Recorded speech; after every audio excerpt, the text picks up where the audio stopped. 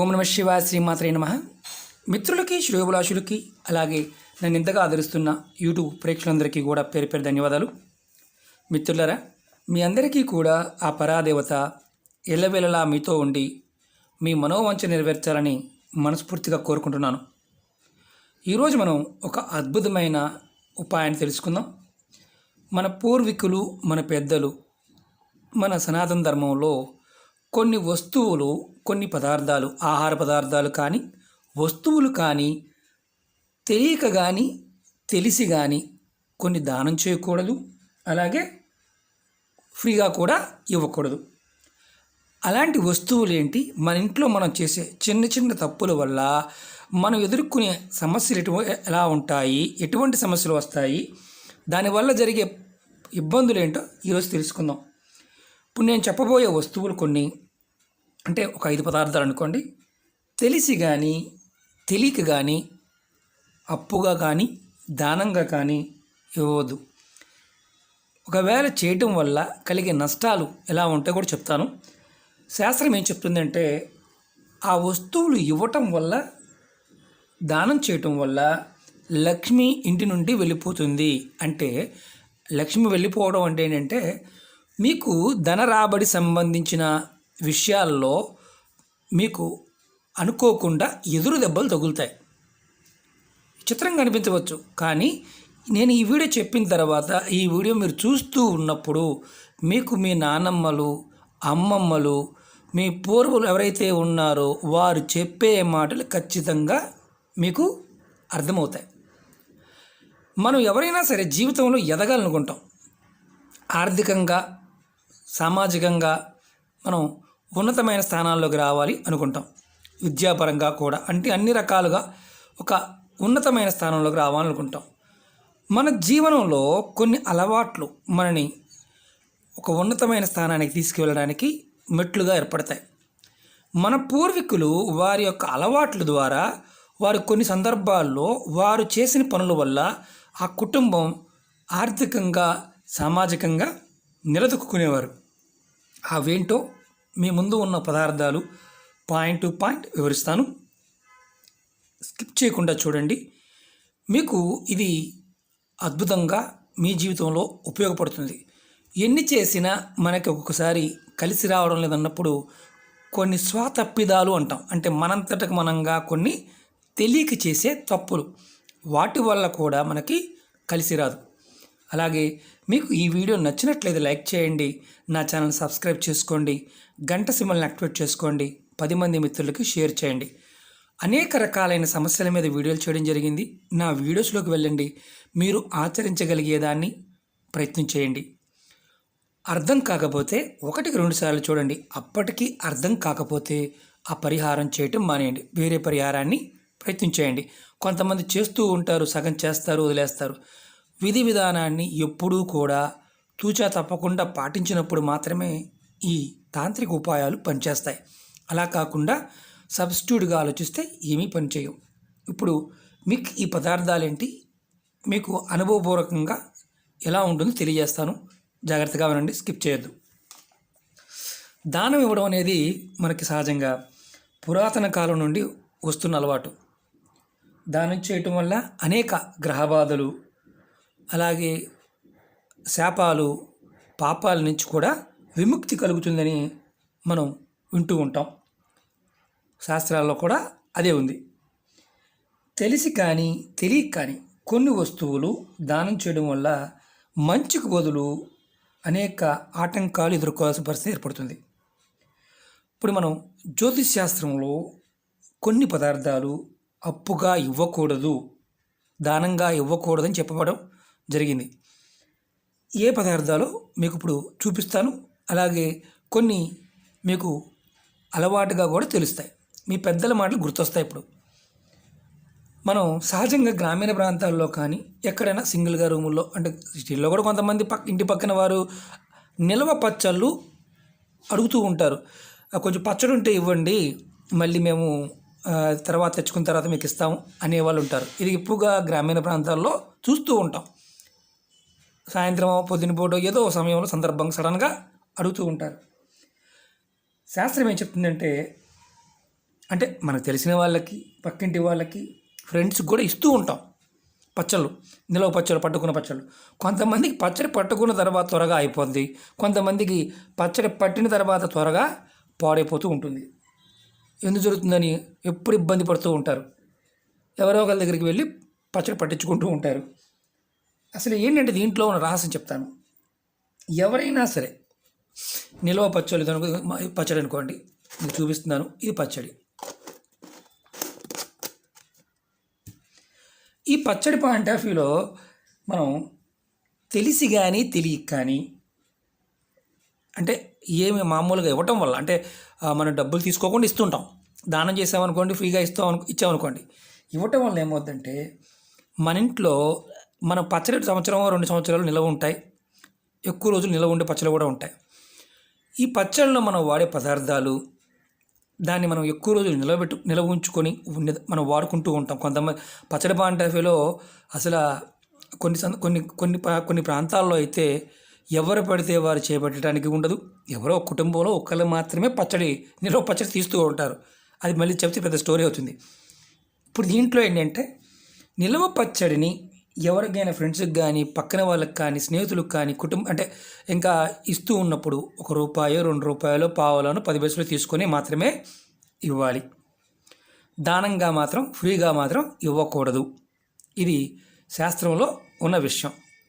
చిత్రంగా అనిపించవచ్చు. ఇవ్వటం వల్ల తర్వాత కుటుంబంలో కొన్ని సమస్యలు ఎదుర్కోవడం జరుగుతుంది. ఇది ఫస్ట్ పాయింట్. అలాగే తీసుకునేవారు కూడా తీసుకుంటున్నప్పుడు ఖచ్చితంగా ₹1, ఇచ్చి తీసుకోవాలి తప్ప ఫ్రీగా తీసుకోకూడదు. దీంట్లో తీసుకున్న వారికి ఇబ్బంది ఉంటుంది, ఇచ్చిన వారికి కూడా ఇబ్బంది ఉంటుంది. చిత్రమైన విషయం, చెక్ చేసుకోండి. అలాగే తెల్ల నువ్వులు, ఇదిగోండి తెల్ల నువ్వుల్ని దానంగా ఎవరికి ఇవ్వకూడదు. నల్ల నువ్వులు దానంగా ఇవ్వచ్చు. తెల్ల నువ్వుల్ని దానంగా ఎవరికి ఇవ్వకూడదు, తెలిసి కానీ తెలియక కానీ. మనం మామూలుగా గ్రామీణ ప్రాంతాల్లో కావచ్చు, అంతకుముందు నువ్వులుండలోనే వచ్చేవి. పిల్లలు పాత రోజుల్లో నువ్వులుండలు మామూలుగా షాపుల్లో అమ్మేవారు. తెల్ల నువ్వులతో చేసేవి. అంటే ఆరోగ్యానికి మంచి బలంగా ఉంటుంది, బోన్ అంటే డెన్సిటీ పెరుగుతుంది. అలా బెల్లంతో చేసి వాడేవారు. మామూలుగా ఎవరైనా సరే తెల్ల నువ్వులతో చేసిన పదార్థాలు కూడా దానంగా ఇవ్వద్దు. ₹1-2 తీసుకుని కొనుక్కోవాలి. అలాగే తీసుకునేవారు ఫ్రీగా ఇచ్చేవారు ఎవరైనా ఉన్నా కానీ వారికి చెప్పి ₹10 ఇచ్చినా తీసుకోవాలి. ఇంకోటి ఏంటంటే, ఒకవేళ తెలియక దానంగా ఇస్తే ఏం జరుగుద్దంటే అంటే ఎవరైతే కుటుంబ సభ్యులు ఉంటారో వారి మధ్య సంబంధాలు దెబ్బతింటాయి. అలాగే నూనెని కూడా కొంతమంది నూనె అయిపోయింది సడన్గా నూనె ఇవ్వండి అని వస్తూ ఉంటారు, కొంతమంది ఇస్తూ ఉంటారు. నూనెను కూడా అప్పుగా ఇవ్వకూడదు. ₹1-10 తీసుకొని ఇవ్వాలి. తీసుకునేవారు కూడా ₹1-10 ఇచ్చే తీసుకోవాలి. ఎందుకంటే ఇలా చేయకపోతే ఏమవుతుందంటే కర్మలు క్యారీ ఫార్వర్డ్ అవుతుంటాయి.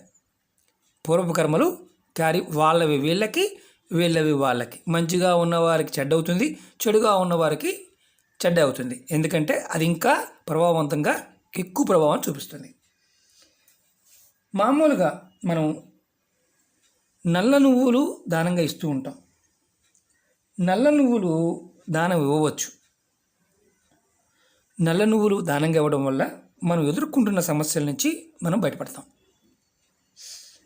అంటే ఎలాంటి సమస్య నుంచైనా బయటపడాలంటే నల్ల నువ్వులు దానంగా ఇవ్వచ్చు. ఎందుకంటే శని భగవానుడు కనుక నీచంలో ఉన్నప్పుడు, జాతకరీత్యా ఇబ్బందులు కలుగుతున్నప్పుడు నువ్వులు దానంగా తీసుకునే వారికి నువ్వులు దానంగా ఇవ్వవచ్చు. అలాగే ఇంకొక వస్తువు ధనియాలు లక్ష్మీ స్వరూపం అంటారు. ధనియాల్ని ఎవరింట్లో అయితే కొత్తిమీర పెంచి పంచుతారు, చాలా వరకు గ్రామీణ ప్రాంతాలు జరుగుతుంటుంది, పంచుతూ ఉంటారు. పంట వచ్చిన తర్వాత పంచుతూ ఉంటారు. అలా పంచిన వారికి, అంటే దీనికి డబ్బులు తీసుకోవాల్సిన అవసరం లేదు.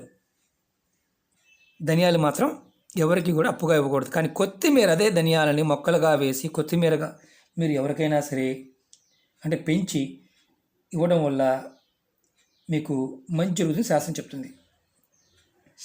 కానీ కొత్తిమీర పంచడం వల్ల లక్ష్మీదేవి ఉంటుంది. కానీ ధనియాలు ఎవరికి కూడా అప్పుగా కానీ దానంగా కానీ ఇవ్వవద్దు. డబ్బులు తీసుకునే ఇవ్వాలి, తీసుకునేవారు కూడా డబ్బులు ఇచ్చే తీసుకోవాలి. ఇది గింజ, ఇది మొక్క. తేడా చూడండి, రెండింటికి తేడా ఉంది. శాస్త్రం అంటే ఏది తీసుకున్నా దాని యొక్క విధానాన్ని చెప్తారు. అదే కొత్తిమీర కనుక మీరు ఎవరికైనా ఇచ్చినా చాలామంది పంచుతూ ఉంటారు, వారికి లక్ష్మీ కటాక్షం కలుగుతుంది శాస్త్రం చెప్తుంది. కానీ ధనియాలు మాత్రం ఎవరికి ఇవ్వకూడదు. అలాగే పెరుగు, చాలామంది గ్రామీణ ప్రాంతాల్లో కావచ్చు తోడు కోసం పెరుగుని వస్తుంటారు. ఎవరికి కూడా గ్రామీణ ప్రాంతంలో ఉన్న వారికి మోతుబారు రైతులు మజ్జిగ చేసి పెరుగు అమ్ముతూ ఉండేవారు. వారు పావల 5 పైసలు తెంచి ఎంతో కొంత తీసుకుని మాత్రమే ఇచ్చేవారు. వారి కుటుంబం చాలా వృద్ధిలోకి వచ్చాయి, ఎప్పుడు వృద్ధిలో ఉంటుంది. ఎవరైతే ఫ్రీగా అంటే మనం మామూలుగా ఫ్రీగా తెచ్చుకోకూడదు, అలాగే ఫ్రీగా కూడా ఇవ్వకూడదు. కొంతమంది అయితే ఇవ్వరు, కొంతమంది తెలియక ఇచ్చేస్తూ ఉంటారు. పెరుగుని కానీ ఉదయం టైంలో కానీ సాయంత్రం సమయంలో కానీ ఎవరు అడిగినా సరే ఇవ్వవద్దు. అంటే సంధ్య సమయం అంటాం కదా, ఉదయం 6 గంటల నుంచి 8 మధ్యలో, సాయంత్రం 5 నుంచి 7 గంటల మధ్య ప్రాంతంలో ఎవరు అడిగినా ఫ్రీగా ఇవ్వవద్దు. ఆ తర్వాత ఇవ్వాలి అనుకున్నప్పుడు మీరు సూర్యోదయానికంటే ముందు, సూర్యోదయానికి తర్వాత. శాస్త్రం చెప్పే మాట గ్రామీణ ప్రాంతాల్లో ఇది పక్కా పాటిస్తారు, కుటుంబాలు వృద్ధిలోకి వస్తాయి. చిత్రంగా అనిపించవచ్చు, కానీ 100కు 100% రిజల్ట్ వచ్చేవి. మనం సహజంగా అంటే కొన్ని ఫంక్షన్లలో ఈ మధ్యకాలంలో స్టీల్ సామాన్లు పంచిపెడుతున్నారు. స్టీల్ అంటే మామూలుగా స్టీల్ సామాన్లు మనం మనుషులు మరణించినప్పుడు వాళ్ళ పేర్లు ఏం చేస్తూ ఉంటాం, అంటే స్టీల్ సామాన్లు దానం చేస్తూ ఉంటాం. జ్యోతిషాస్త్ర ప్రకారం స్టీల్ వస్తువులు దానం ఇవ్వటం అశుభం, అశుభ కార్యక్రమాలకు ఇస్తుంటారు. కానీ మనం అది ఒక ఆచారంగా పెట్టేసుకున్నాం. స్టీల్ వస్తువులు దానం ఇవ్వడం వల్ల కుటుంబ సభ్యుల మధ్య గొడవలు అధికంగా అవుతాయి, మానసిక ప్రశాంతత అనేది దెబ్బతింటుంది. చిత్రంగా అనిపించవచ్చు. ఇవన్నీ కూడా ప్రాక్టికల్గా మీరు చూస్తూ చెక్ చేసుకోండి. బాగుందనుకోండి, నాట్ ఇష్యూ, బాగోకపోతే మార్చుకోండి. అలాగే కుంకుమ సింధూరం, ఇదిగోండి కుంకుమ సింధూరం. ఎవరు కానీ తెలిసి కానీ తెలియక కానీ పొరపాటును కూడా దానంగా ఇవ్వవద్దు, అప్పుగా కూడా ఇవ్వవద్దు. ఎందుకంటే మీ లక్ష్మి మీ నుంచి దూరం అయిపోతుంది. కాబట్టి కుంకుమని ఎప్పుడూ కూడా తెలిసి కానీ తెలియక కానీ అప్పుగా ఇవ్వద్దు. డబ్బులు కొనుక్కొచ్చుకోండి, డబ్బులు ఇచ్చి తీసుకోండి. షాపుల్లో వాళ్ళు కూడా కొంతమంది గ్రామీణ ప్రాంతాల్లో కొన్ని ప్రాంతాల్లో అప్పు పెడుతూ ఉంటారు. కుంకుమని అప్పుగా ఇవ్వకూడదు, అలాగే దానం చేయకూడదు. ఒక 10 రూపాయలు పావలా తీసుకుని ఇవ్వాలి. అలాగే మనం వ్రతాలు పూజలు చేస్తున్నప్పుడు బొట్టు పెట్టుకోవడానికి ఇస్తాం. అదే కుంకుమని సింధూరాన్ని దేవుడి దగ్గర పెట్టి మరి ఫ్రీగా ఇవ్వవచ్చు. విచిత్రంగా ఉంది కదా, దేవుడి దగ్గర పెట్టి ఫ్రీగా ఇవ్వవచ్చు. కానీ కొనుక్కున్నప్పుడు కానీ డైరెక్ట్గా ఇచ్చేటప్పుడు మాత్రం ఎవరికి కూడా దానంగా ఇవ్వద్దు. అలాగే చీపుర్లు కూడా గ్రామీణ ప్రాంతాల్లో కానీ కొన్ని ప్రాంతాల్లో చీపుర్లు అడుగుతూ ఉంటారు. ఈ చీపురు మాది మండిపోయింది, అరిగిపోయింది, మీ చీపురు ఇస్తారని అడుగుతూ ఉంటారు.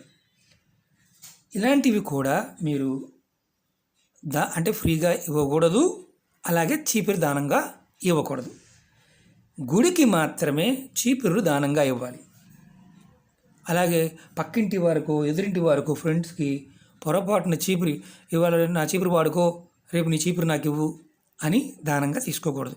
మీరు అనుకోవచ్చు ఇలాంటి వారు కూడా ఉంటారా అని.